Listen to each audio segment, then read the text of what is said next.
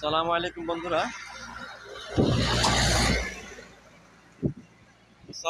বন্ধুরা। বিকেলের চমৎকার একটি আবহাওয়া। রাস্তার পাশে আমি একটু দাঁড়িয়েছি এই সুন্দর আবহাওয়াটি উপভোগ করার জন্য।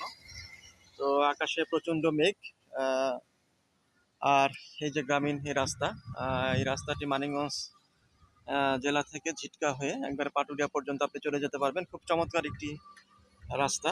তো আসলে গ্রামীণ এই সৌন্দর্য, গ্রামীণ এই প্রকৃতি পরিবেশ সত্যি খুব অতুলনীয়।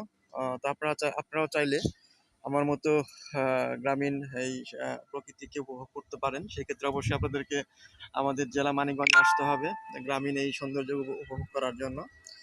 তো আমি আমার পেজে বা ইউটিউব চ্যানেলে সবসময় গ্রামীণ সৌন্দর্য বা এই প্রকৃতিকে উপস্থাপন করার চেষ্টা করি। তো আসলে মেঘলা বিকেল, আহ, প্রচণ্ড বাতাস, আসলে খুব ভালো লাগছে। গরমের মধ্যে একটু বাতাসে খুব শান্তি অনুভব করছি। আকাশে মেঘ থাকার কারণেও প্রকৃতিটা বেশ সুন্দর রূপ ধারণ করেছে।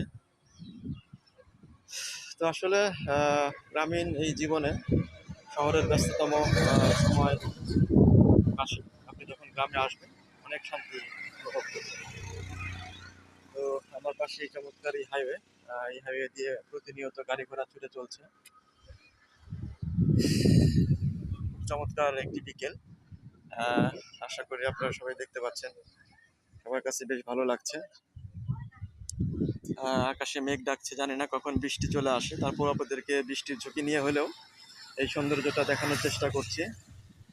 আসবেন আমাদের জেলা মানিকগঞ্জ, চলে আসবেন। মানিকগঞ্জে আসলে দেখার মতো অনেক পর্যটন স্থান রয়েছে, দর্শনীয় স্থান রয়েছে। আপনারা চাইলেও ঘুরে ফিরে আমাদের এই জেলাকে দেখতে পারেন, ঘুরতে পারেন, উপভোগ করতে পারেন। আহ, এই আর কি। তো আসলে অনেকের টাকা আছে মন নাই, আবার অনেকের মন আছে টাকা নাই।